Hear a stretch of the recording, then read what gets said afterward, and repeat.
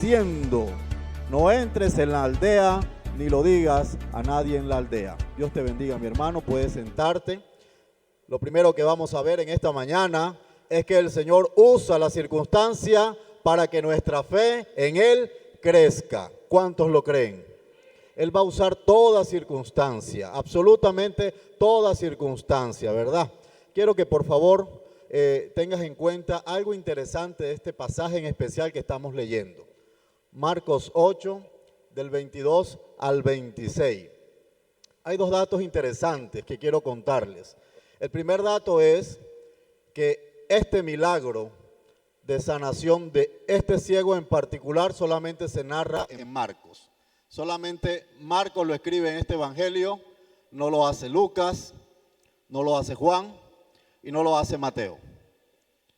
Y el segundo aspecto interesante, no sé si ya te diste cuenta, si le prestaste atención a los versículos 23 y 25, es que este milagro es el único que en el Nuevo Testamento se va a hacer en dos fases. ¿Sí te diste cuenta que la primera no fue sano el ciego? ¿Sí te diste cuenta que no miró enseguida? El único milagro registrado en el Nuevo Testamento que se hace en dos fases. ¿Por qué? ¿Por qué sería esto así? ¿Se lo ha preguntado? ¿Ha leído este pasaje? ¿Por qué el Señor a este ciego en particular le sana, progresivamente? ¿Por qué? Vamos a descubrirlo, mis hermanos. Lo primero que dice el versículo 22, mira la primera parte. Dice que vino ¿a dónde? A Betsaida. Ahí está hablando Marcos de nuestro Señor Jesucristo.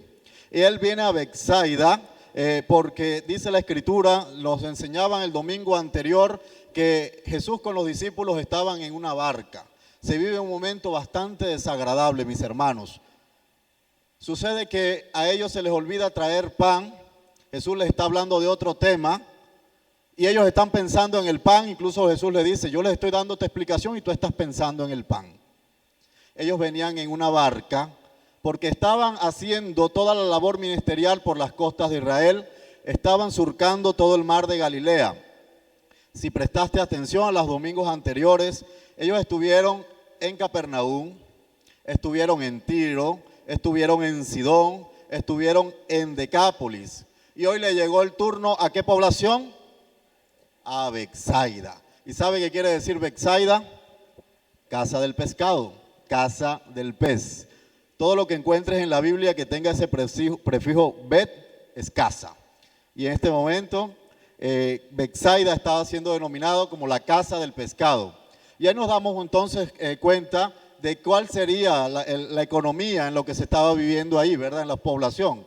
Estaban obviamente en las costas. Y en las costas o todo lo que está cercano al río, pues sobrevive de lo que se explota allí, de la piscicultura. Ahora, al mirar este trayecto, al mirar esta cantidad de ciudades, al mirar que hoy está en Betsaida Jesús, ¿sí? A la altura de Marcos 8, 22, ¿a ti qué te dice eso del ministerio de Jesús? Te voy a repetir las ciudades. Estaba en Galilea, Capernaum, Tiro, Sidón, Decápolis, ahora en Betsaida. ¿Qué te dice el ministerio de Jesús? ¿Se quedaba quieto? No. Un ministerio dinámico, ¿verdad? Un ministerio que la tiene clara. Un ministerio que vino a hacer la obra, como decimos por ahí, que tenía las botas puestas, que no se quedó allá en Jerusalén, que era el lugar fijado por Dios para que todo Israel fuera a adorar, sino que él salía a rescatar las almas, amén. Que no se quedó allá en Nazaret donde su gente no le creyó, y más bien él dijo: mira, ni siquiera en Israel, ni siquiera ahí en Nazaret, uno no es profeta en su propia tierra. Él no se quedó frustrado, sino que dijo: hay mucha más gente que va a creer la palabra. Amén. Hay mucha gente que va a creer que yo voy a ser el Salvador, que yo soy su Salvador. Y aquí está en Betsaida. Y dice la palabra a continuación, ahí en el versículo 22, que llega. ¿Y qué sucede? Le llevan un ciego y le ruegan que le toquen. Al parecer el voz a voz ya se había regado, ¿verdad? Yo creo que tú estás en tu casa y no sales corriendo al río, no sales corriendo al mar a buscar qué si no sabes lo que vas a buscar. Quiere decir que estas personas que llevan al ciego ya habían escuchado algo, ¿o no? Ya habían escuchado que había venido un hombre que sana, un hombre que salva, amén, un hombre que transforma vidas. Ellos habían escuchado a un Jesús que hace milagros, a un Jesús que cuando tú llegas a sus pies, tu vida cambia, eres transformado, vas a encontrar respuesta. Eso es lo que ellos estaban movilizándose, lo que les permitía movilizarse a ellos. Ellos estaban convencidos, mis hermanos, de que en Jesús encontrarían la respuesta a sus necesidades. Amén. ¿Tú estás de acuerdo con eso? ¿Tú estás convencido en esta mañana de que en Jesús encuentras respuesta a tus necesidades, a tus problemáticas, a tus circunstancias, al dolor, ¿sí? A la prueba? Que Él es el motivo de tu alegría. Y esta gente iba allí. Imagínense ustedes armar toda una comitiva. Llegó Jesús, llegó aquel hombre que nos hablaron del otro lado allá en Capernaum, llegó por fin. Vamos a llevar este ciego. Imagínense que hubiese pasado todo lo contrario, ¿sí? Pero qué expectativa de esta gente, ¿verdad? Cuando tú vas a hacer el mercado de tu casa, de la comida, ¿tú a dónde vas? Al mercado, a la tienda. Yo creo que tú no vas a una biblioteca, ¿verdad? ¿Qué hay en una biblioteca? Pues libros, ¿cierto? Punto. Cuando tú vas al palo de mango, ¿qué le vas a pedir al palo? ¿A qué vas a buscar? ¿Será que vas a buscar limones? Mangos. A veces no vamos a ciertas personas, ¿sabe por qué? Porque no tenemos la convicción que esa persona va a satisfacer nuestra necesidad. No es la preparada, no es la indicada y no tiene los recursos, ¿sí? Pero cuando vamos a Cristo, vamos con absoluta confianza y convicción de que Él puede resolver y satisfacer nuestras necesidades. Amén. Y es lo que está pasando en el corazón de estas personas. ¿Saben, mis hermanos? Que esto habla mucho de nuestra fe. Nuestra fe es el reflejo de la manera de cómo estamos buscando al Señor. Nuestra fe es el reflejo de la manera de cuánto estamos buscando al Señor. Es el reflejo de la manera de la intensidad con que estamos buscando al Señor. Eso habla de mucho de nuestra fe.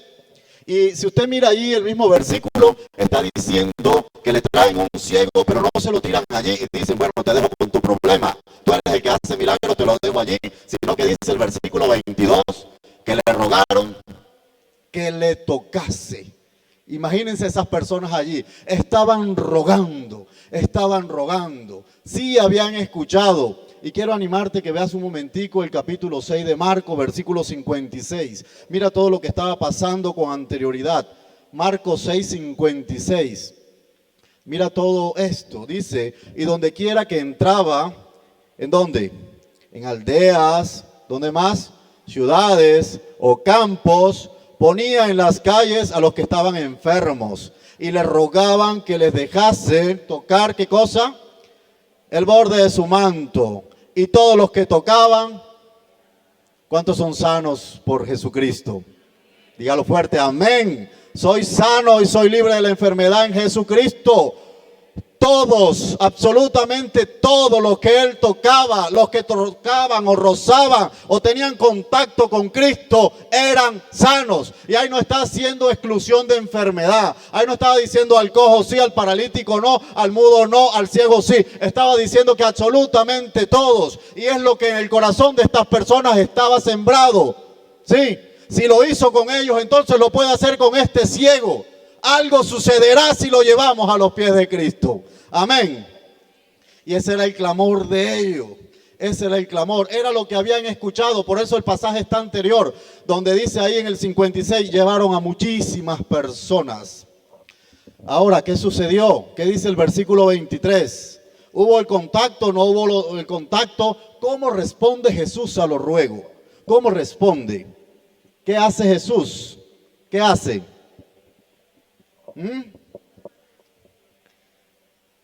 tocó al ciego. Le rogaban que lo tocara y Jesús, ¿qué hizo?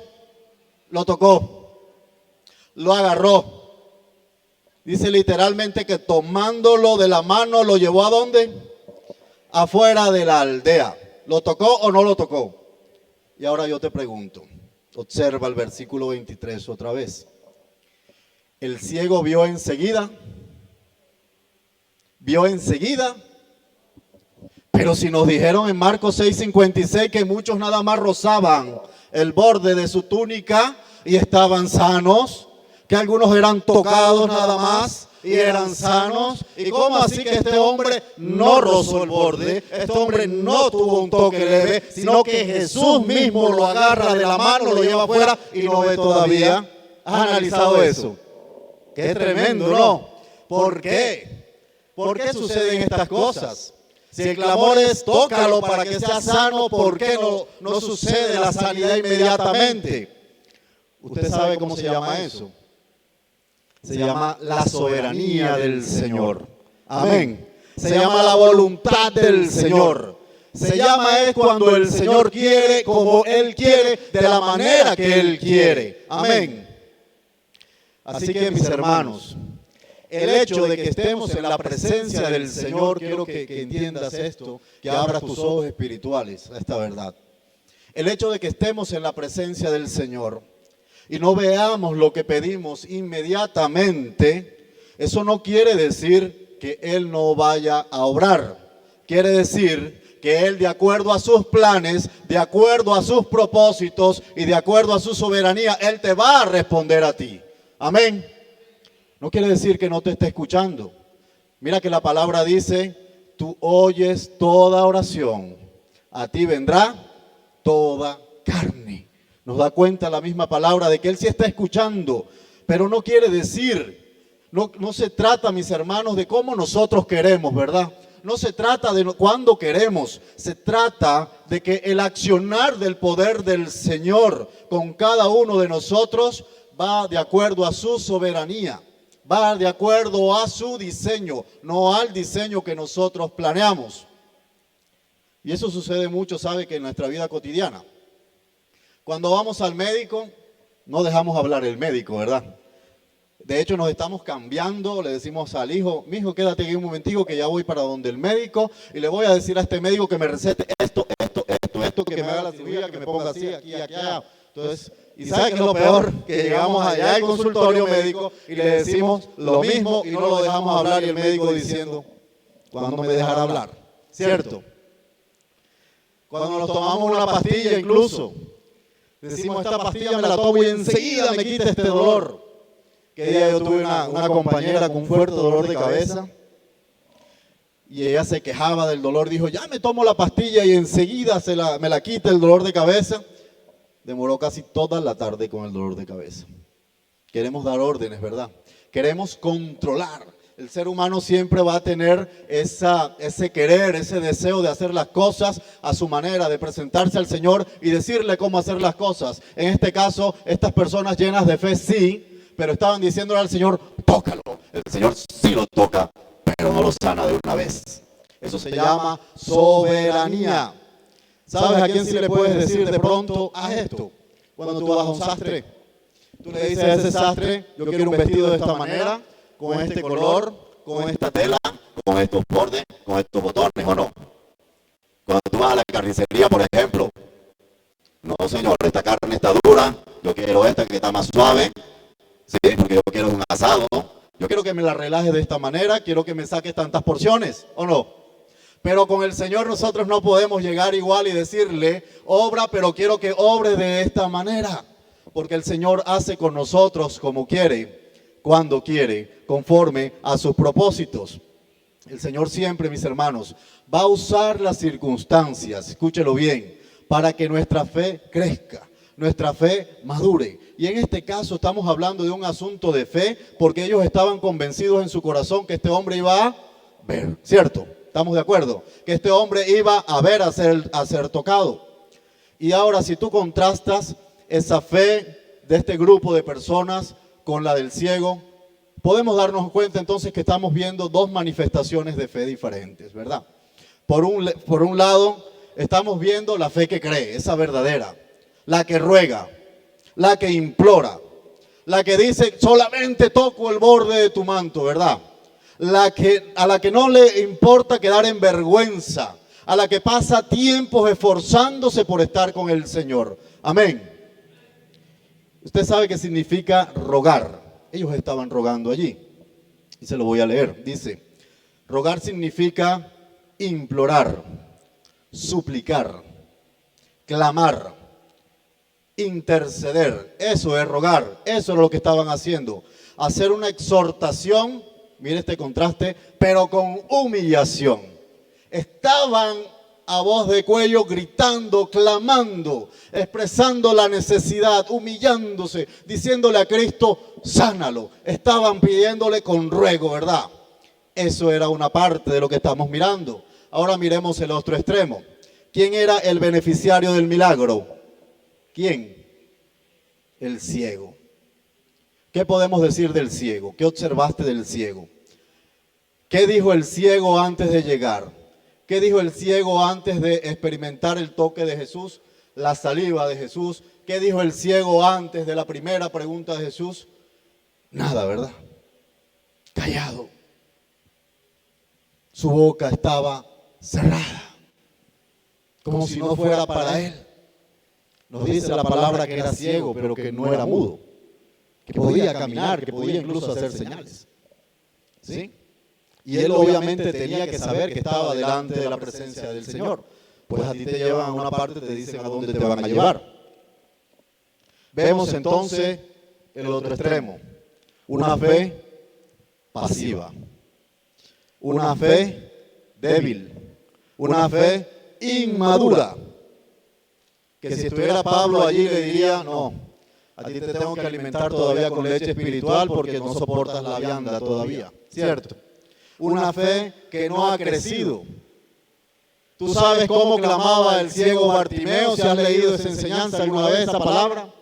Hijo de David, ten misericordia de mí, ¿verdad? ¿Qué le dijo la mujer Sirofenicia? ¿Qué le dijo la mujer que tenía a su hija endemoniada? Jesús le dijo, no, porque la salvación, la gracia viene por los judíos. Tú eres extranjera. Ella le dice, no me importa, porque aún los perrillos comemos las migajas en la mesa. Y yo sé que tu gracia es suficiente para sanar a mi hija. Amén. Eso es un clamor, eso es fe. Y dice la palabra que él le dijo, ve allá donde tu hija porque ya está sana. Y ojalá yo en Israel encontrara tanta fe como en ti, que ni siquiera es de nosotros. Eres griega y eres fenicia. ¿Qué dijo la mujer del flujo de sangre? Hace unos domingos nos enseñaron. ¿Qué decía ella?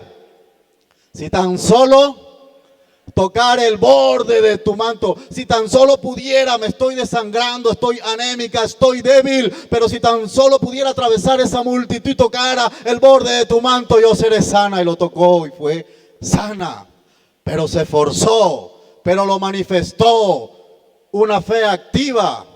¿Qué dijo el centurión de su criado? ¿Cómo fue que le dijo a Jesús? Señor, tú no tienes que ir hasta mi casa, sino que solamente tienes que, ¿qué? Decir la palabra, proclamar la palabra, declarar la sanidad y él será sano porque tú tienes la autoridad. Yo soy hombre bajo autoridad, pero tú también. Amén. Y tienes la autoridad sobre la enfermedad. ¿Y qué vemos en este ciego que estamos estudiando? ¿Qué vemos? ¿Dónde está el clamor? ¿Dónde está el esfuerzo? ¿Cierto? ¿Sabe que yo pensando en esto que leíamos, sobre todo el centurión, el Señor sana, y cuando Él sana, Él literalmente no tiene que estar allí porque su poder alcanza. La niña endemoniada fue sana, ¿cierto? Fue liberada. El esclavo, el siervo del centurión también fue sano. Eso habla del poder ilimitado del Señor.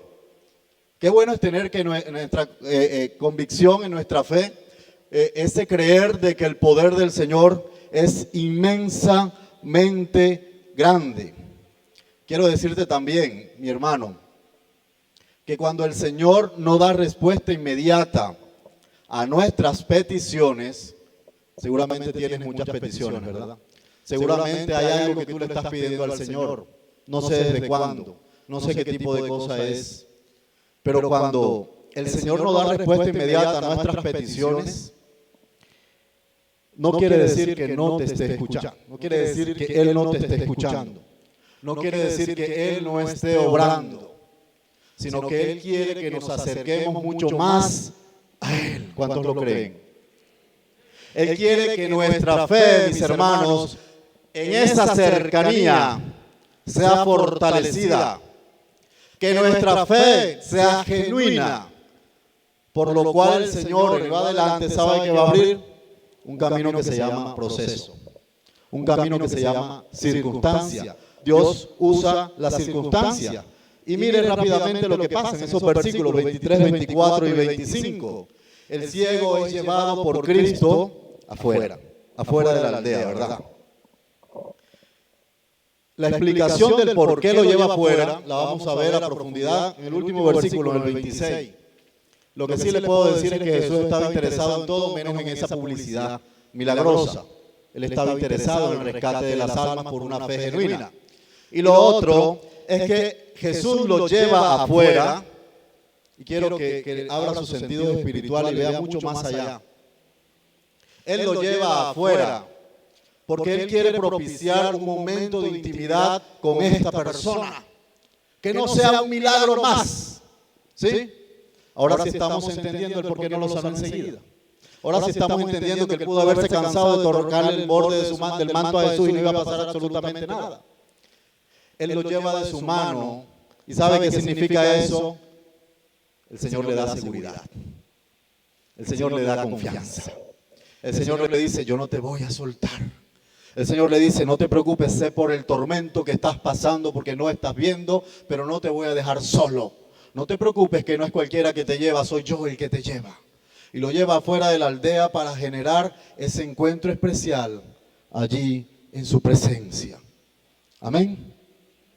No necesitaba a los testigos, no necesitaba que la aldea se enterara, así como tú y yo, mis hermanos. Nosotros no necesitamos espectadores, nosotros necesitamos tiempos de calidad con Cristo, amén. Nosotros necesitamos madurar nuestra fe en Cristo, nosotros necesitamos llamarnos verdaderamente cristianos, pero identificados allí en la presencia de Cristo, amén, humillados en la presencia del Señor. Luego el versículo 23. Ahí en la intimidad, ahí cuando están solamente los dos, dice la palabra que escupió, ¿dónde?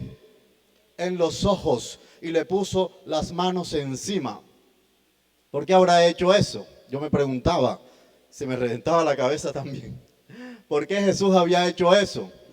Y encontré que la saliva, tradicionalmente y en la cultura judía, se usaba para sanar también, así como el aceite. Se usaba para ungir, pero también para sanar. Y la saliva era usada para eso. Y es como si el Señor le estuviera diciendo, ya yo empecé a obrar en ti. Es lo que tú conoces que te va a sanar es la saliva.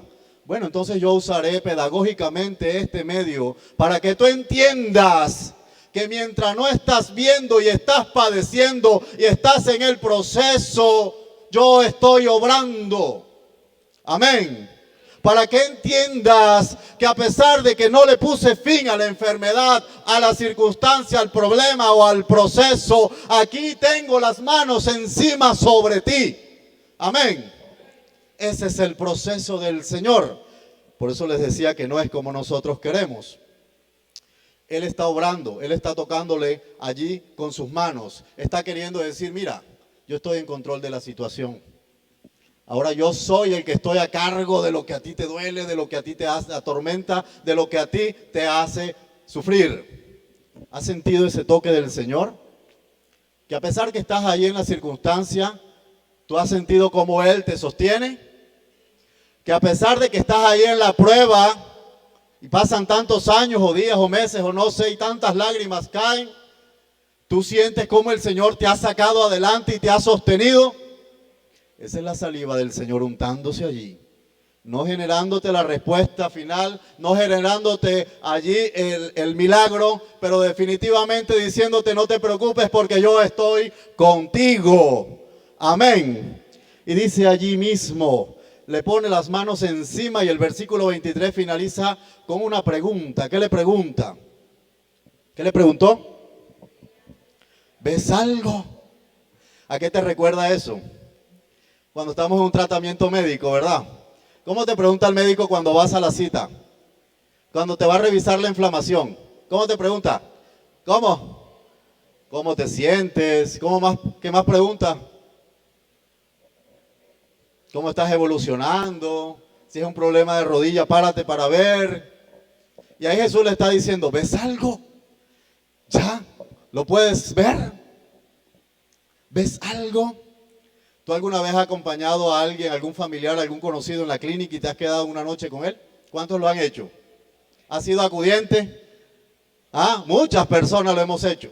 O has estado a la inversa, eres el enfermo de pronto, has estado allá acostado y has tenido ese acompañante. Cuando despertamos, 4 de la mañana, 5 de la mañana, se mete la enfermera. ¿Tú qué es lo primero que corres a hacer? A preguntar, ¿cómo amaneciste o no? ¿Cómo te sientes? Y vamos también de curiosos, quitamos el micropor. Uy, ya los puntos están secando. Uy, esto está inflamado, enfermera, venga. ¿O no? Estamos así porque estamos pendientes del cuidado de una persona y de la evolución. Y ni hablar de la madre que se desvela en las noches por su hijo, ¿verdad? ¿Cuántas son madres aquí? ¿Cuántas son las madres? ¿Cuántas madres hay? ¿Cuántas noches? ¿Cuántos desvelos, verdad? ¿Cuánta preocupación? Que tiene fiebre, que tiene gripa, que no duerme, que sí duerme, que no quiere el tetero, ¿verdad? ¿Sabe que ese es el mismo trato amoroso que el Señor está teniendo con el ciego? Allí en ese proceso, allí en ese encuentro, le está diciendo, ¿tú ves algo? Porque quiero asegurarme de que tú estés bien. Tú ves algo porque el Señor está interesado en lo que nos duele, mis hermanos. Tú ves algo porque si no es así, yo voy a seguir ahí de tu mano hasta que tú superes lo que tú necesitas. Amén. El versículo 24, ¿cuál fue la respuesta del ciego, mis hermanos? ¿Qué responde él? ¿Vio o no vio? ¿O cómo vio? Veo los hombres como árboles, pero los veo que anda. O sea que sí estaba viendo, o sea que sí hubo cambio, o sea que sí hubo progresión, pero no la necesaria. Sí estaba viendo de pronto formas humanas, de pronto estaba viendo gente, pero los veía en forma de árbol. O sea que no estaba viendo claramente, ¿verdad?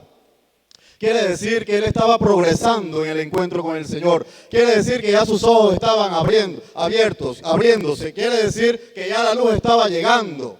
Pero mis hermanos, ¿saben qué estaba pasando? Que aún no era suficiente. Amén.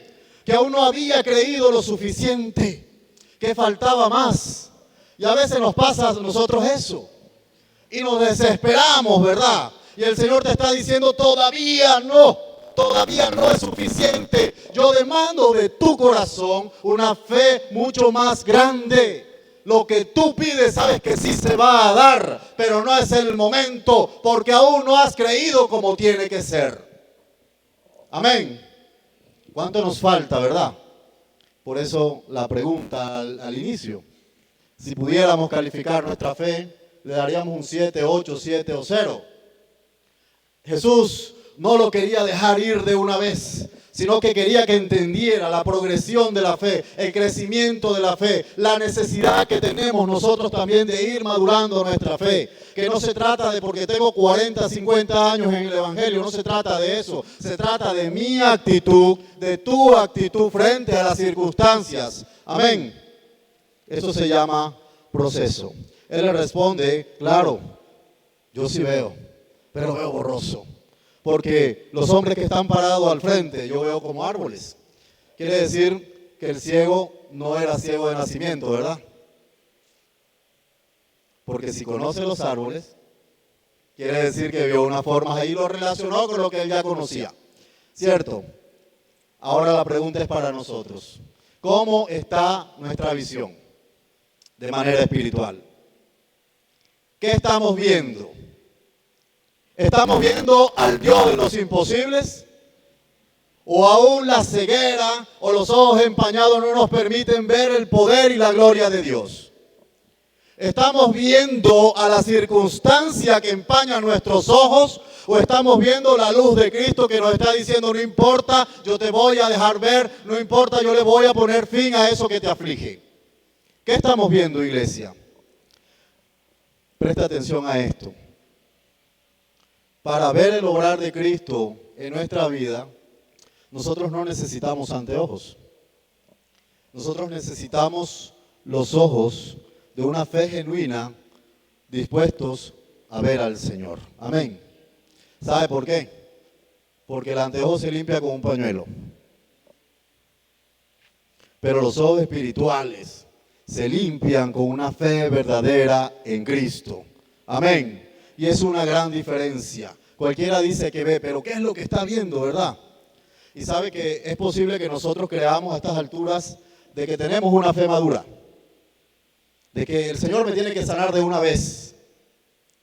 ¿Y qué sucede cuando nos llega una mala noticia? ¿Cómo es nuestro proceder? ¿Por qué tememos? ¿Por qué somos los que están allá en la barca y le dicen al Señor mientras Él duerme, no tienes cuidado que perecemos, Señor? No tienes cuidado. ¿Por qué somos así? ¿Será que ya maduramos en nuestra fe?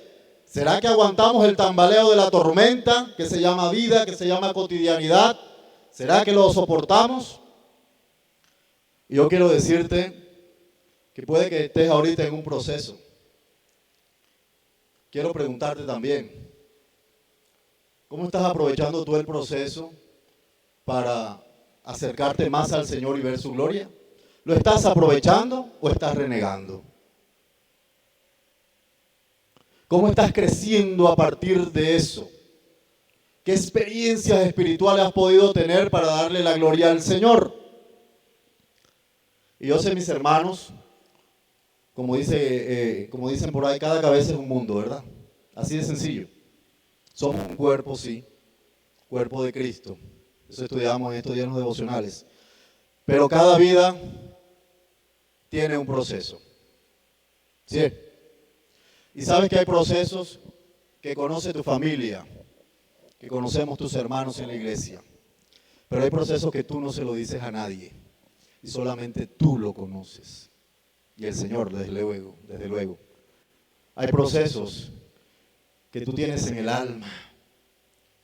Hay procesos que te han hecho incapaz. Hay procesos en los que tú dices, no puedo.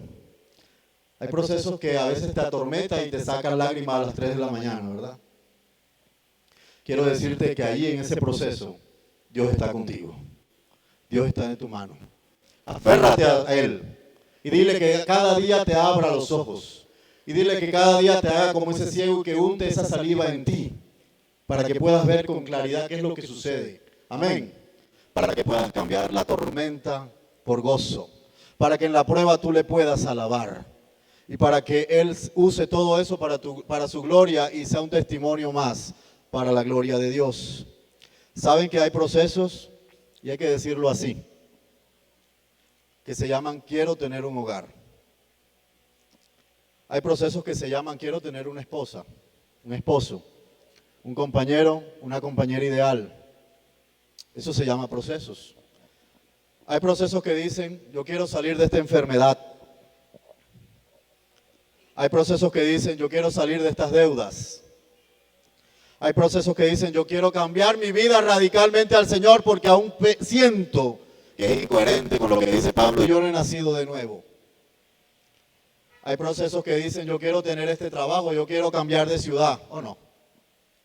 Hay procesos que dicen yo quiero desechar este pecado, este vicio, que no se lo digo a nadie, pero lo tengo todavía y recurrente en mi vida. Hay procesos que dicen yo quiero que mi situación económica mejore.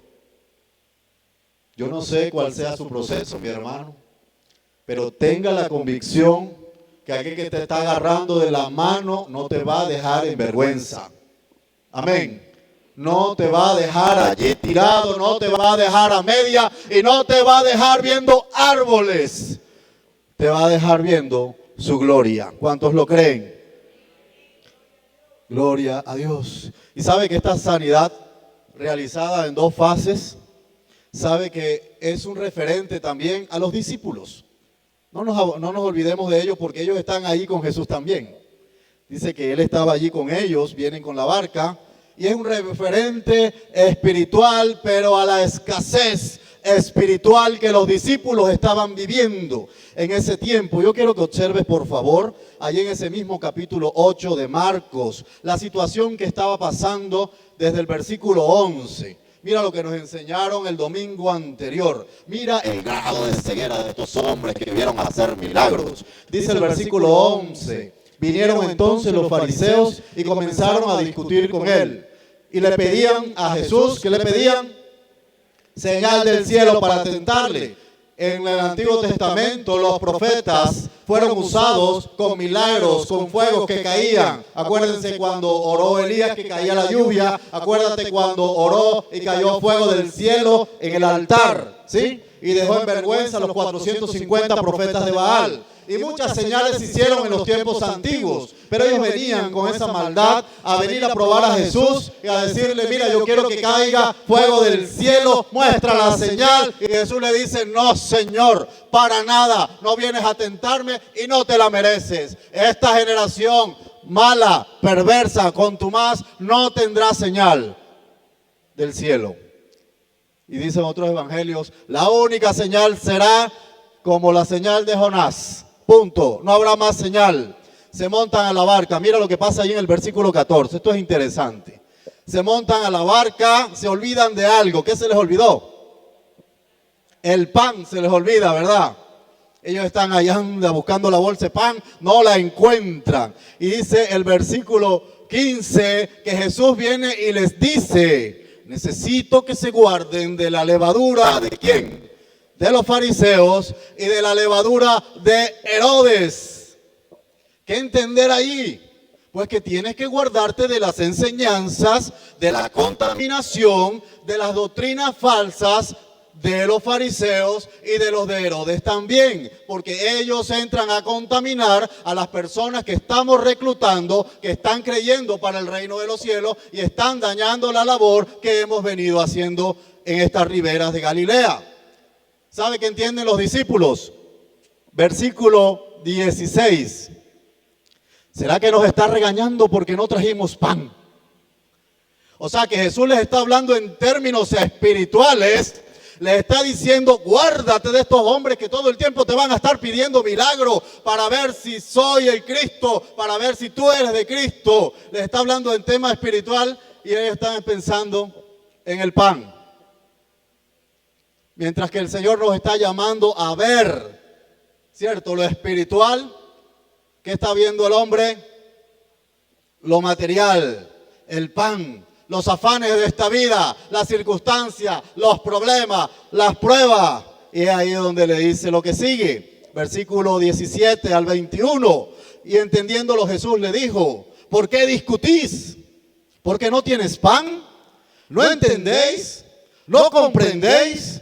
¿Aún tienes endurecido tu corazón? Teniendo ojos no veis y teniendo oídos no oís, ¿no recordáis? Acuérdense que ellos no vieron los milagros por televisión, ¿oyeron? Ellos estaban allí, de hecho en la gran comisión, los mandan la comisión a ir a predicar de casa en casa y vienen alegres diciéndole que en tu nombre sacamos demonios e hicimos milagros. Y estaban frente a esto y estaban pendientes del pan. Y dice el versículo 18, teniendo ojos no veis, teniendo oídos no oís y no recordáis. Y le recuerda unos milagros que hizo. Versículo 19, cuando partí los 5 panes entre 5,000 personas, ¿cuántas cestas llenas de los pedazos recogiste? Ellos respondieron, 12. Cuando los 7 panes entre 4,000, ¿cuántas canastas llenas de los pedazos recogiste? Ellos dijeron, porque le constó, porque ellos fueron los que lo recogieron, 7, Señor. Y entonces, ¿por qué no entiendes?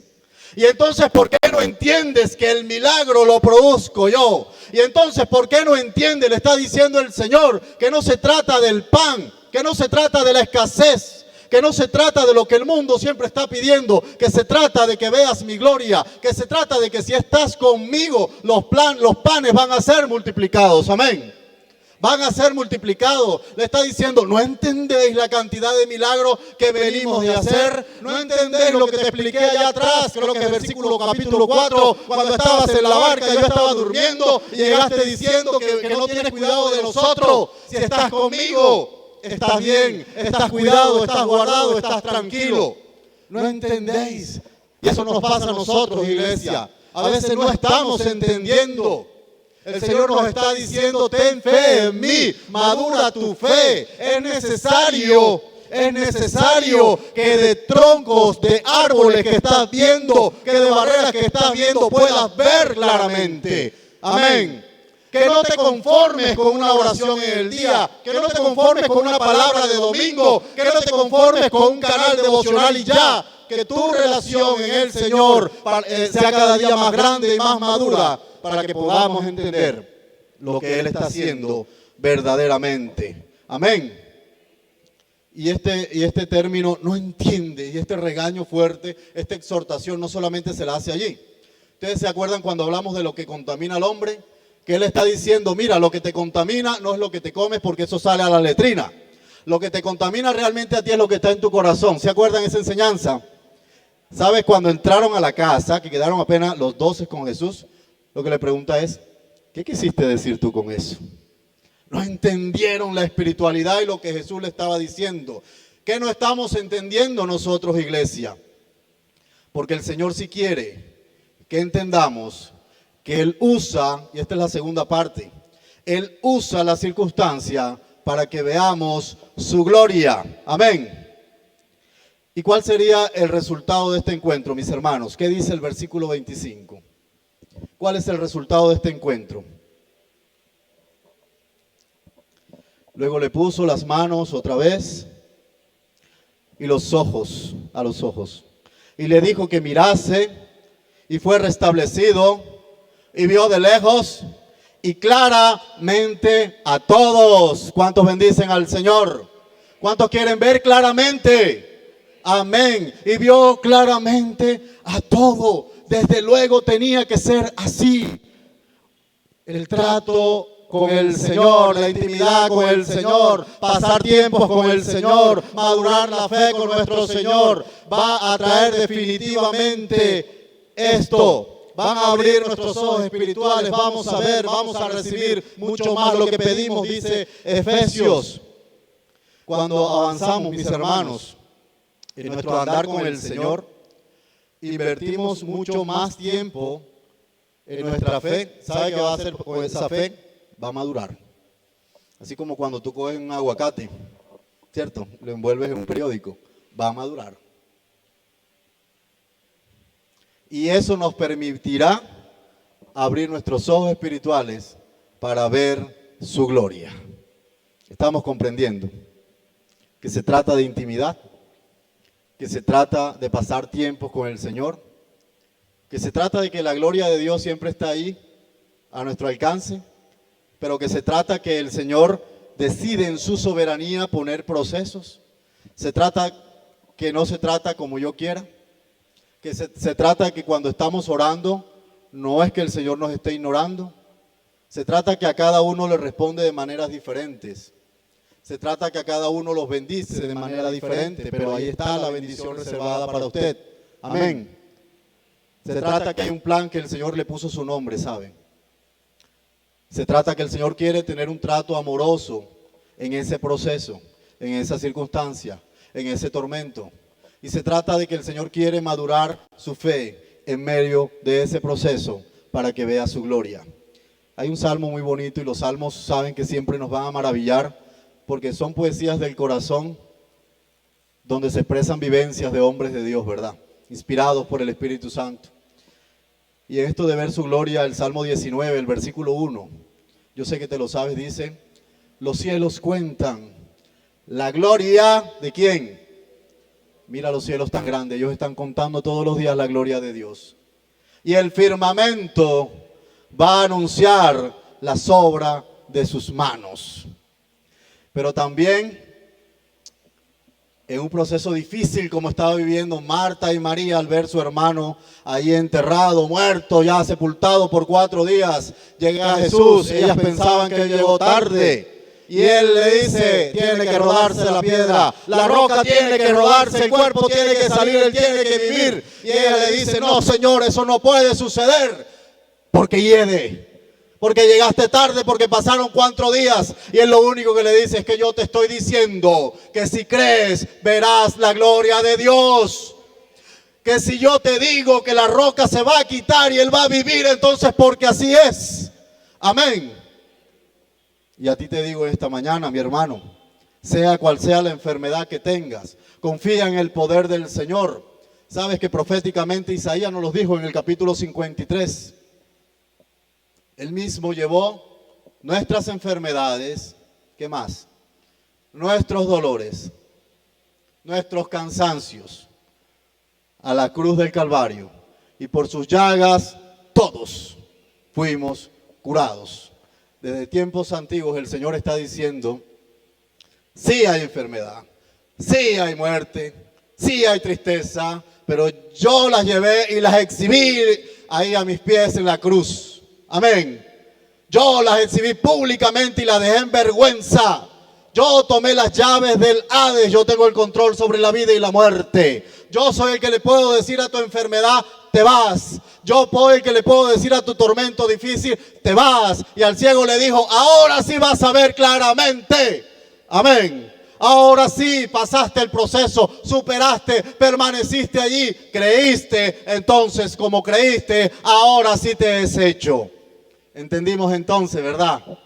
No se trata de que sea el toque, se trata de cómo vivas el proceso. Se trata de cómo viviste el proceso y se trata de cuánto creciste por el Señor. Y finalmente miremos el último versículo, mis hermanos, el 26. Después de esa sanidad, después de ver su gloria, ¿qué dice el versículo 26?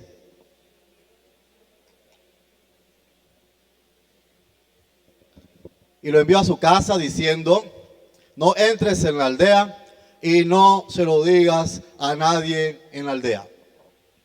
Pero uno dice, esto es contradictorio. Si él vino a darse a conocer, si él vino un viaje tan largo, usa barcos, algunos caminos de largas caminatas a pie, ¿cómo es posible que él no aproveche la oportunidad de hacer este milagro tan maravilloso y que este ciego entre a la aldea para que todos sepan el milagro? ¿Por qué? Sabe que a la altura de este pasaje Jesús no estaba interesado en esa publicidad milagrosa.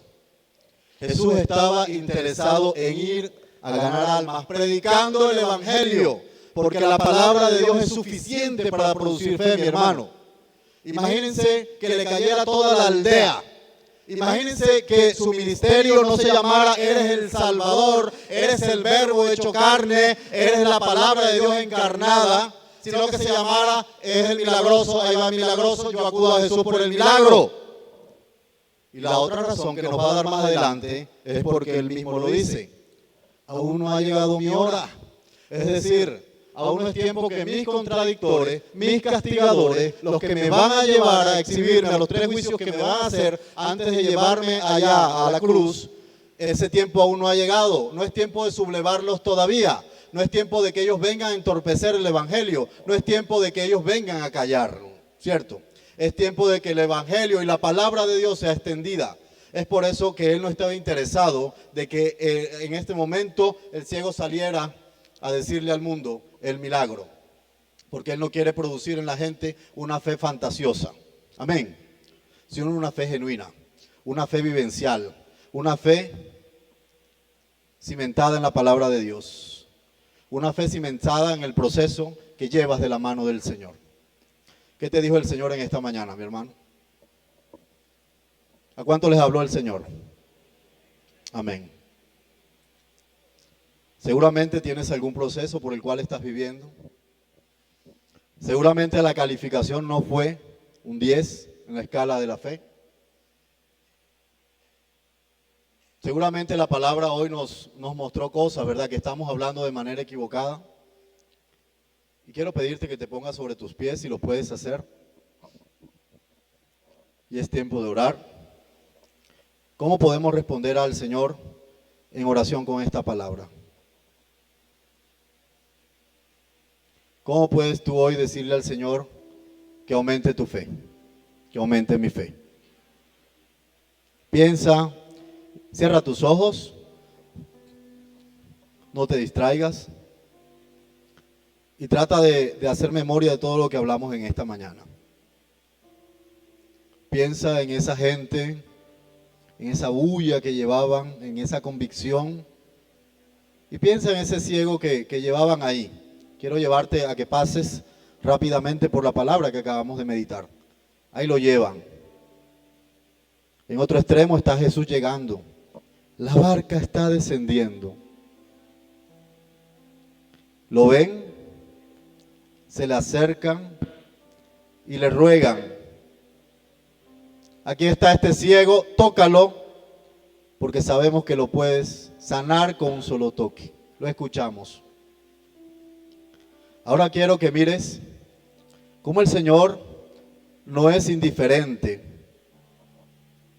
a esto del ciego, a su problemática, y tiene un encuentro con Él, una cercanía con Él. Piensa en eso, recrea esa escena.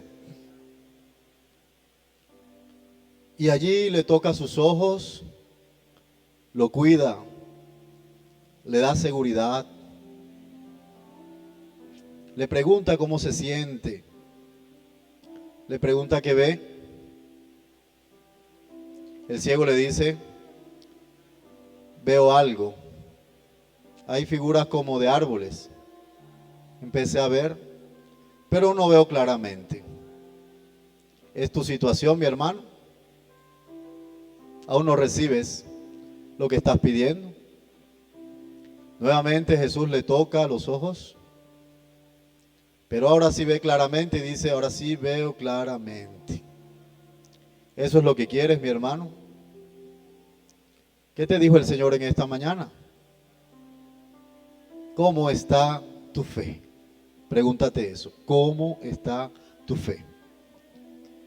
Y dile conmigo, Señor, gracias por tu palabra.